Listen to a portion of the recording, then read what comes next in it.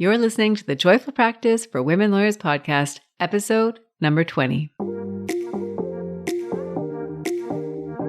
Welcome to the Joyful Practice for Women Lawyers podcast. I'm your host, Paula Price, lawyer turned certified executive coach.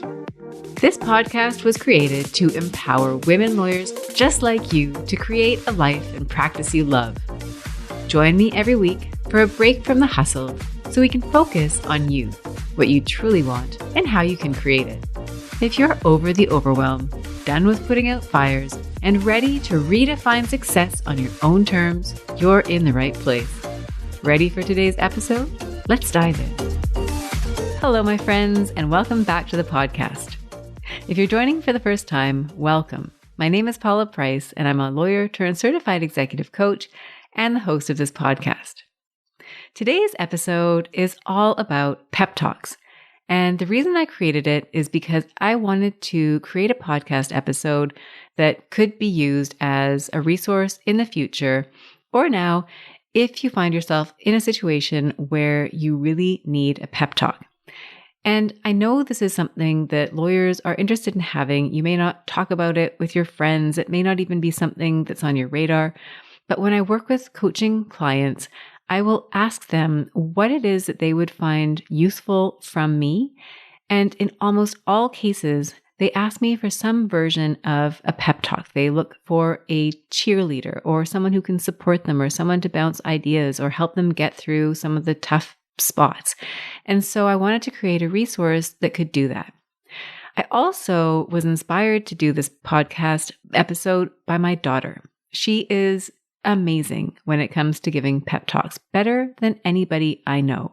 And I can't tell you the number of times where I may have said something like, oh, I've got this thing to do and I'm a little bit nervous about it, or I'm doing this for the first time, a little scared, or I don't even want to do this anymore. And she'll come back to me and she'll have these amazing pep talks for me, these wonderful words. And every time it just inspires me and gives me that extra nudge that I need to move forward. So I wish I could have her come on the podcast. She would actually deliver a fabulous pep talk. Maybe we'll do that at some point in the future. But for now, you're stuck with me. And what I'm going to be talking about today are 4 situations where you might find yourself in need of a pep talk. We are going to talk about what that might look like and some ideas to get you over whatever hurdle it is that's holding you back. So with that, we're going to jump into today's episode. And before I get into the situations, I just wanted to set the backdrop a little bit. If you do find yourself in a situation where you do need a pep talk, it's totally normal and you're not alone. And in the legal profession, I think it can be particularly challenging for a number of reasons. Number one, as lawyers, often you're working on your own. And so you're relatively isolated and you don't always have people around you that you can turn to give you a pep talk. And maybe that the work that you're doing is confidential. So you might be working on files that you're not allowed to talk about with people outside of your law firm. And some of what you might need a pep talk around might be so sensitive that you can't talk about it with your parents or your friends or other people who support you. And so you feel like a little bit isolated there as well.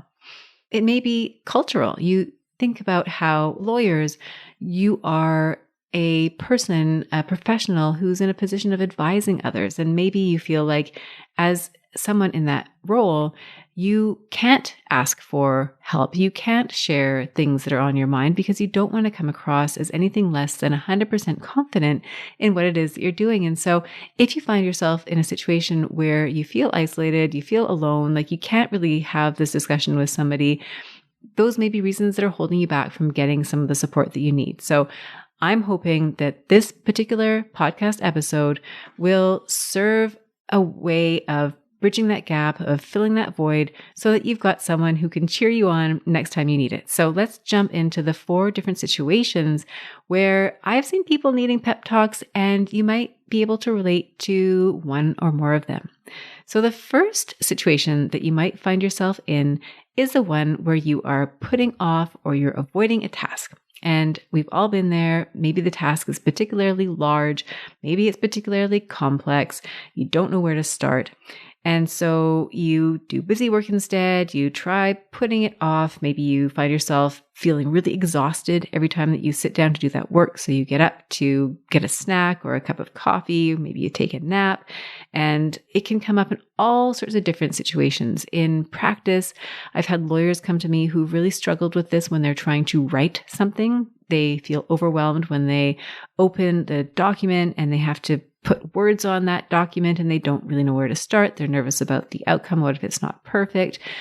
There's a lot of places where you might feel this sense of not wanting to tackle the thing that is on your desk. It might be dog files. Some of us may have had that experience. I know I did when I was in practice, those files that literally sit at the back of your filing cabinet and you ignore them because they don't have any pressing deadlines, but they call to you. They call to you in those slow times and you really want to go and reach for them and work on them, but you don't.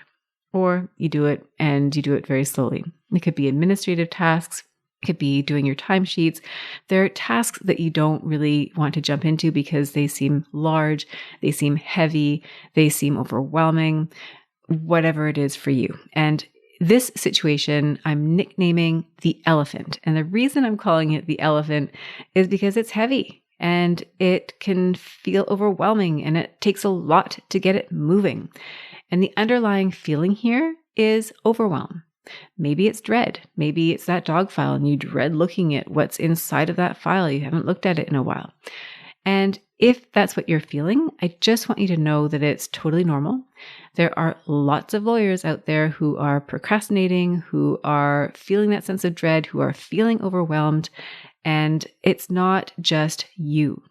And it can be particularly challenging when you're working on something that is not urgent or that is particularly large. When the pressure's off, it can be hard to get started, especially if you're used to working in a really fast-paced environment where there are deadlines and people emailing and wanting things. So you're not alone, and there is a solution here. And the solution is, it's an old proverb. I've heard it before. I don't quite understand it, but the idea is to eat the elephant one bite at a time. And I don't know who is eating elephants. I'm not quite sure if that's a thing. I suppose I could have looked that up before recording this episode. I didn't. But you can see what they're getting at, one step at a time. So if you take that giant task, that daunting task, that scary task, and you do it piece by piece, you will eventually get to the end of it. And the goal I'd like for you to have in mind is to think about how you can break it down so that each piece that you have to do, each bite that you have to eat, is in itself easy. So some ideas here might be to set a timer. If you set yourself a timer and say, okay, I'll spend 10 minutes working on this, you might find that once you've gotten through that first 10 minutes, that the rest is a little bit easier. It flows a little bit more readily. I would invite you to consider breaking down the project. So this is something that I love doing. I do it with my clients. I do it for myself. I do it whenever I sit down to write anything of substance, which is to break it down into steps, bullet points, results that you want to achieve in relation to one goal or project. So that's the next thing that I would suggest. Finally, you might also just commit to doing one single thing. So you've got a task ahead of you. Identify one step you can take and do that step. Now, if this is something that you struggle with, I would encourage you to go to podcast episode number 2. It's all about time management, and I offer a number of strategies that you can use. I talk about procrastination in that episode, so I would encourage you to jump in, and that can be part of your pep talk.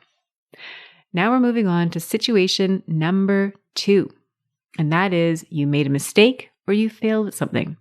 This one really hurts. If you've been there, I know I've been there. Almost every human I've ever met has been there at some point or another, that feeling of having made a mistake or failed. So what might that look like in your practice? It might be that you make a true mistake, one that requires you to get other lawyers at your law firm involved, to get your insurers involved. And I can't speak to what system you have in place at your firm. I highly recommend that you figure out what that is in case it ever happens and that you follow those procedures. I'm not really talking about how to deal with it in that way. That's a separate thing. I'm looking at more from the perspective of how you feel about that mistake. So it could be a mistake as big as that. It could also be a much smaller mistake. It might be a typo that you have in a document that you send to somebody that's really important. Maybe it's you misspell a client's name and you feel embarrassed about that.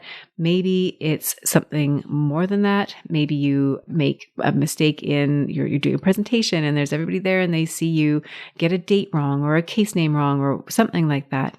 It may be that you have a conversation with somebody and you say the total wrong thing. And I know I've been there where I've had a conversation with somebody and I've literally put my foot in my mouth, and for hours, possibly even days, I will ruminate over that conversation, thinking back to the thing that I said and how much I regretted saying it. So there are mistakes that will come up in your practice. They'll come up in your personal life. That's one situation where you might really need a pep talk. Another is where you fail at something. And if you know my work, then you'll know that I don't truly believe in failure. I think failure, and I use it with air quotes, that really it's an opportunity for learning. And failure in itself is simply not meeting expectations, whether it's your expectations or somebody else's expectations. And that can show up in a number of ways. Maybe you're told that your colleagues find it difficult to work with you. Maybe a client complains about you or decides they no longer want to work with you. Maybe you lose your court application. Maybe you lose a case. Maybe you're won a case and now it's been overturned. I mean, there are all sorts of situations, especially when you're practicing as a lawyer, when you can fail. Again, air quotes. And when this happens, you might feel sick to your stomach. You might feel like you don't want to talk to anybody. You might start beating yourself up, telling yourself stories like this always happens to me. And if that's the case, then I want you to know that you're not alone and that mistakes happen. This situation, I've given the nickname of the camel. And the reason that I've given it that nickname is because you literally want to bury your head in the sand. And the associated emotion that comes along with this is shame. Really, ultimately, it's because you feel ashamed or embarrassed that you made a mistake. And we've all been there. And what I want you to know about that is that mistakes are a part of growing, that mistakes are part of being human, that we all have experienced it at some point or another, and that nothing has gone wrong. There is nothing wrong with you. This happens to all of us.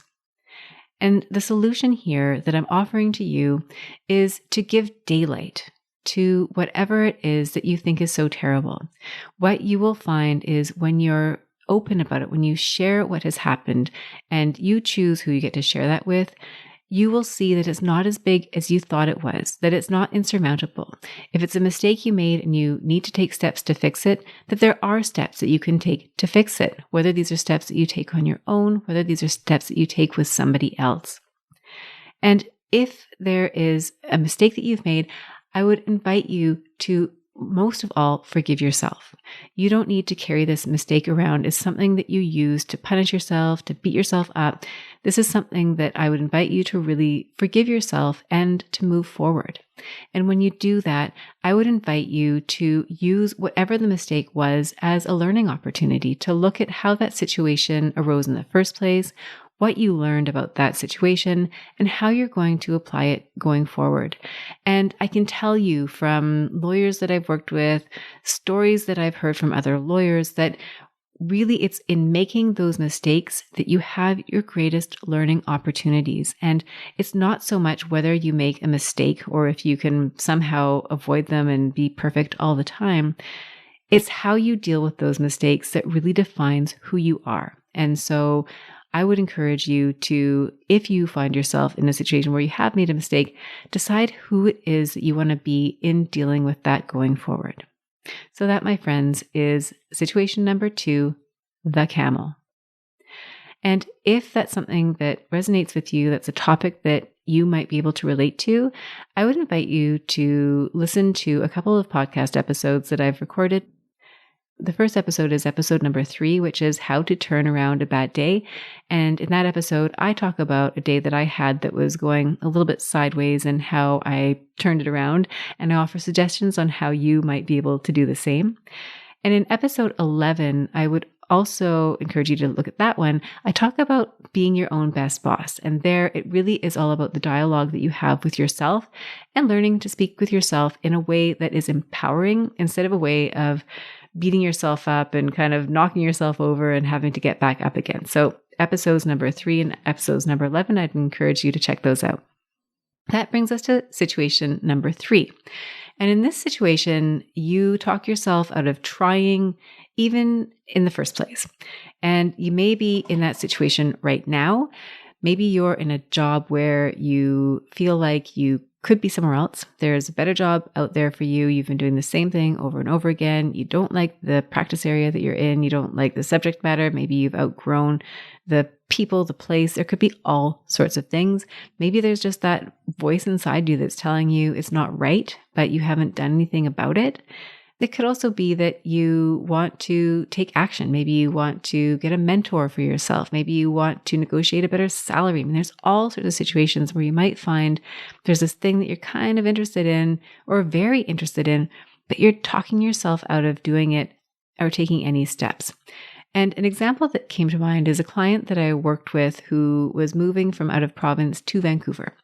And in the course of our work together, it was clear that there were beliefs that she had that she would not be able to get the thing that she really wanted. She wanted a job in Vancouver in a specific practice area, and she wanted to do it on a certain timeline that fit really nicely with other events that were taking place in her life. And in that situation, I could tell that she believed that these things were not necessarily possible because of the time of year, because she had been told that there were no jobs available at law firms, that the economy was bad, that this particular practice area was impossible. And in the end, this client that I worked with managed to get exactly what she wanted, a job in her practice area in Vancouver within the time frame that she wanted.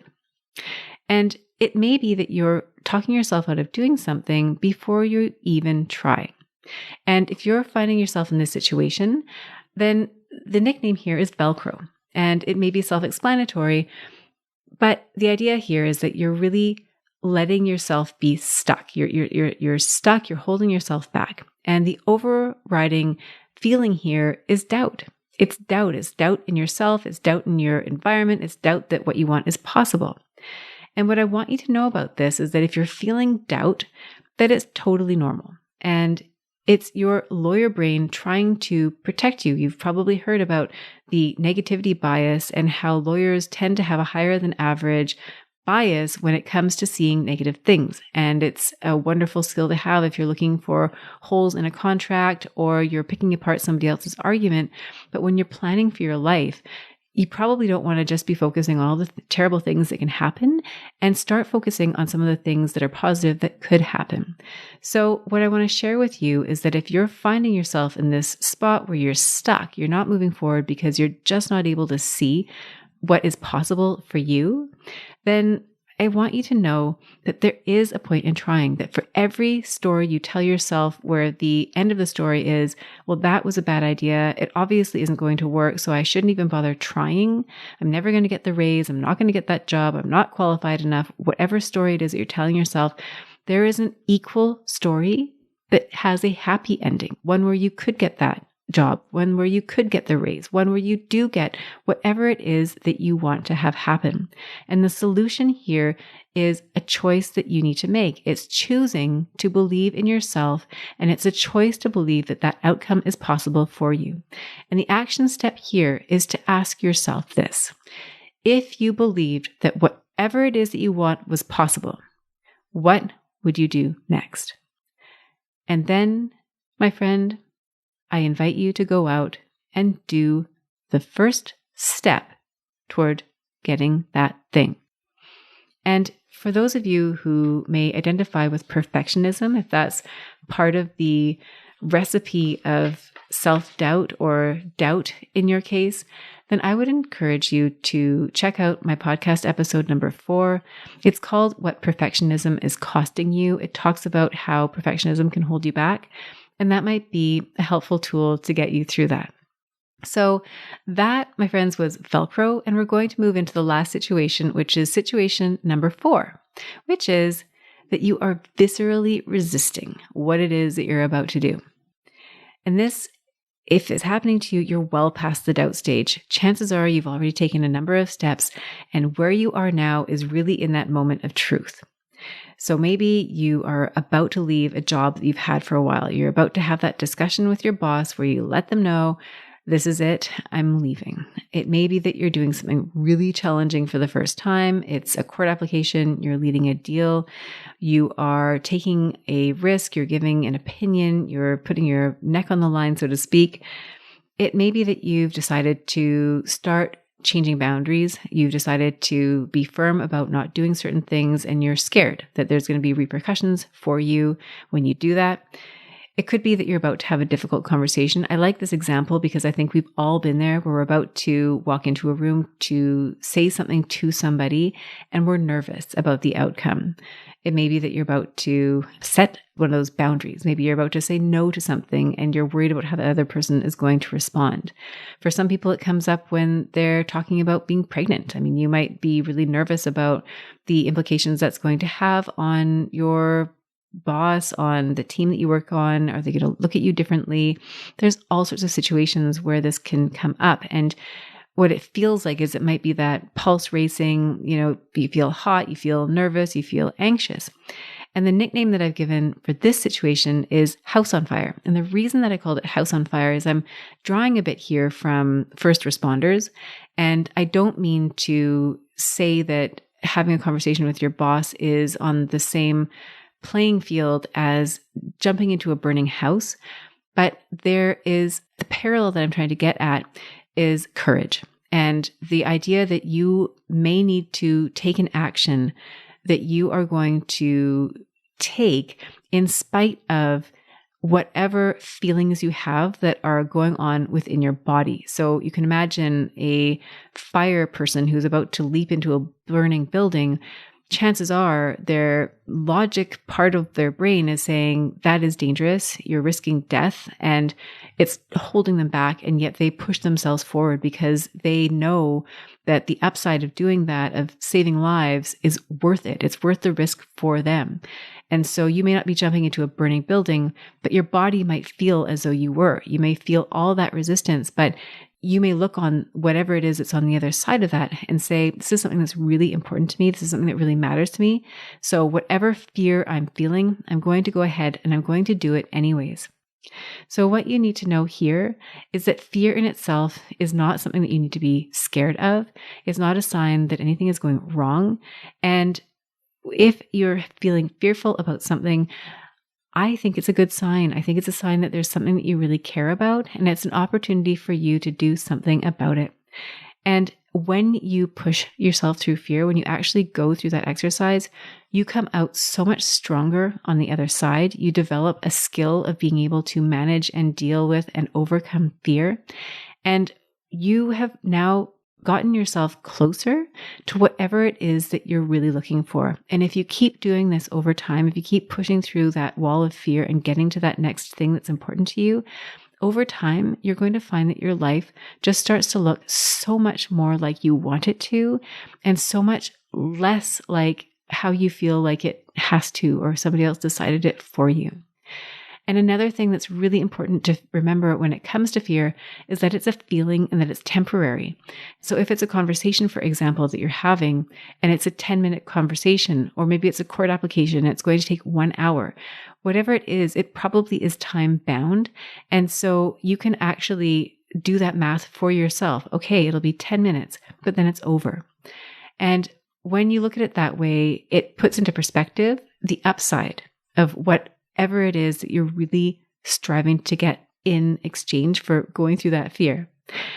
And if you're looking at it in this way, you will actually be in that situation.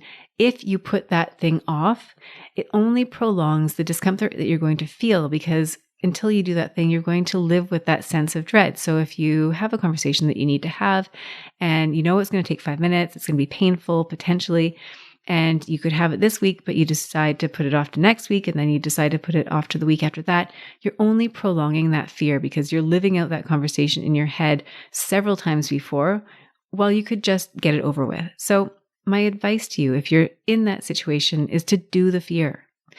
the fear is temporary, and what you want that lives on the other side of it may be a lot more long-lasting and a lot more rewarding. And so, my friends, I would invite you to go out and just do it. And if this is something that resonates with you, I invite you to check out episode number 5 of this podcast, where I talk about how to do fear. And I draw a parallel between myself, my fear that I had when I launched this podcast. It was something that I wanted. I was excited about it. I did all the steps that I needed to do. So I was well past that doubt phase of not getting anything done. I was past the elephant phase, and I was there. I'd probably gone through some mistakes. I can't really remember. And before this podcast launch, I just remember feeling this wall of fear and having to work my way through that. And so I talk about that in the episode, and I talk about some strategies for getting through that fear. And so absolutely, if that's you and there's something on the other side of it, I encourage you to go for it and listen to that podcast episode. So to recap, we've talked about 4 different situations where you might need a pep talk. We've talked about some suggestions for getting past those roadblocks, those hurdles. And no matter what it is that you're being tasked to do, that you are made for it. And no matter what the outcome is, whether you are successful or if you fail, however you define either of those terms, that you'll learn from that experience and that you will grow. So to recap the 4 different situations we talked about today, we talked about the elephant, overwhelm, and how to overcome that, you can take it one step at a time. The second one we talked about was the camel, otherwise known as the shame, where you feel embarrassed, where you want to stick your head in the sand. And that daylight and forgiving yourself are the steps to overcoming that particular obstacle. We talked about doubt, aka Velcro, how that feeling of it not being possible, of doubting yourself, of doubting your environment, how that can really hold you back, and it doesn't have to. And then finally, the house on fire, fear of looking at a situation where you feel like every fiber in your body is telling you not to do it, that it's dangerous, but you go ahead and you do it anyways because you know that what lies on the other side is so much better. So, my friends, that is what I have to offer you today. I hope that you can come back to this podcast whenever you need a pep talk.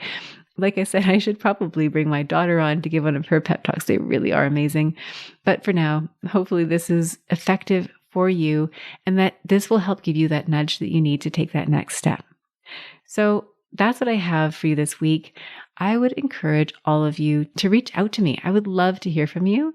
As I mentioned, I'm on LinkedIn. You can send me a note. If you would subscribe to the podcast, if you would review it, that would be so great. Every time you leave a review, it helps the algorithm of this podcast, and so other people can find it as well.